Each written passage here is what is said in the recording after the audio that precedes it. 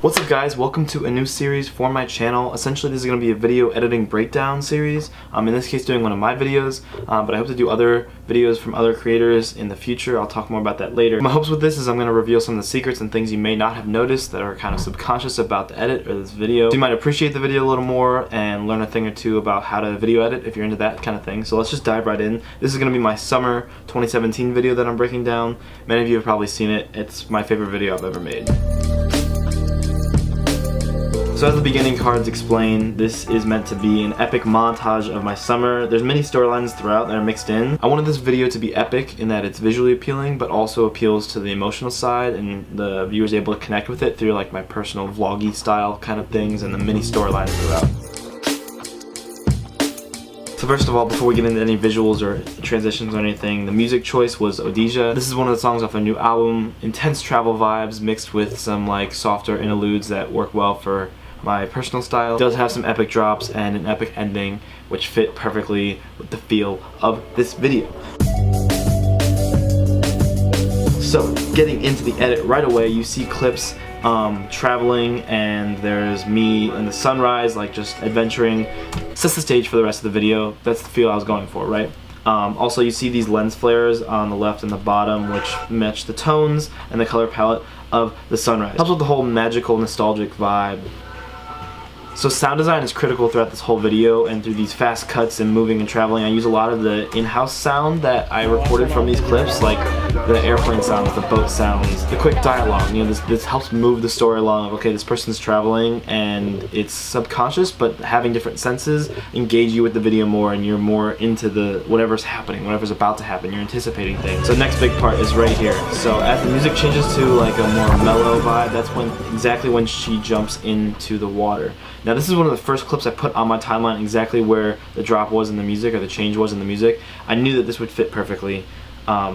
It just helps sync the music and the visuals together like they were meant to go together. You can also see some more palette matched lens flares there, just another cool effect. So right here, I've talked about these transitions before, but the zooming and rotating transitions that are often overused, I try to get around that by using them not so often, and also keeping things aligned throughout my transitions. So like the waterfalls, if you watch, they stay aligned and then they stay aligned and go down there. What I tried to accomplish with those was imitating camera movement. I think that's the whole point of fancy transitions like that. And also this transition with this water droplet, I actually masked out the water droplet from the subsequent clip and then did a luma fade as it hit to give it a smooth transition, in case you're wondering. So with this drop, just a bunch of synced cuts to the music with a bunch of speed ramping, super simple but made it consistent. So this is a hyperlapse, by the way, and then these two time lapses, I'll show you guys.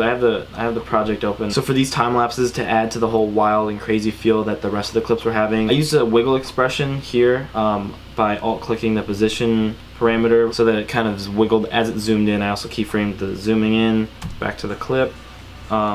Just some good vibes. And then for this transition, so I used the fact that somebody cut in front of the camera to transition into this black screen, again with the change in music as well as this dialogue and more traveling to denote that I'm at a different point in my summer.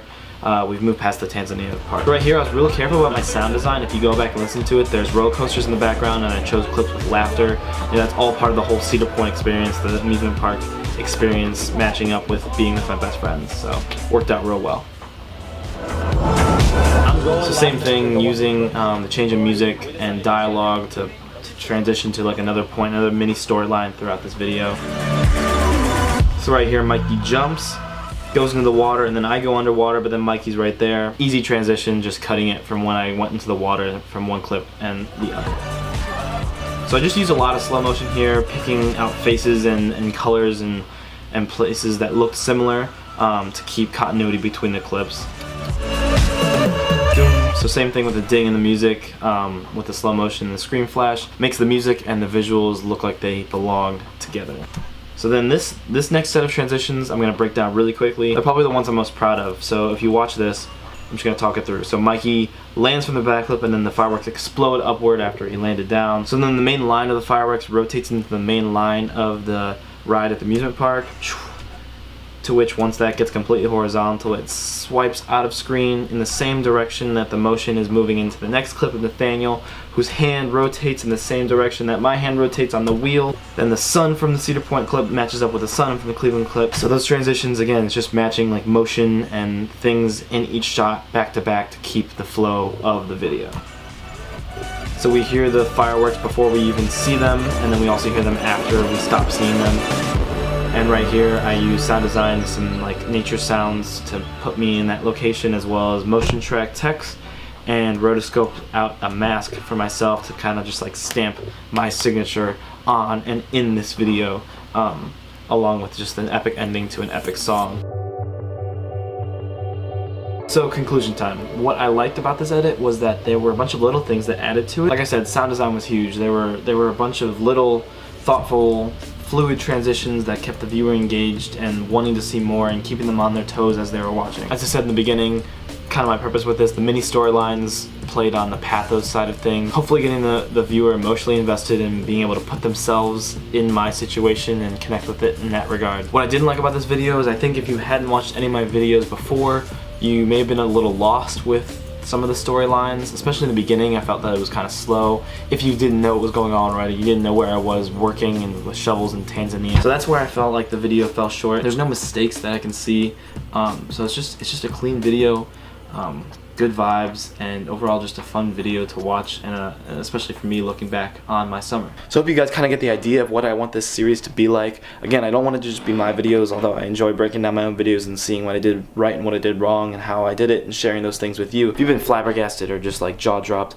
by someone else's video, send it to me or like comment about it, and maybe I'll use that for my next video. Or even if you guys want me to break down your videos that you've made yourselves and tell you what I think of them editing wise. I had a lot of fun doing this and nerding out about the small little nuances about editing and storytelling. Leave me any feedback, what you thought of the series, what I can improve on with it. As always, I appreciate your feedback and respond to like almost every comment, so I'll be down in the comments if I missed anything that you want explained, or you have any questions, anything about video editing, let me know. But yeah, that's the first episode of the series. I hope you guys enjoyed, and I will see you tomorrow.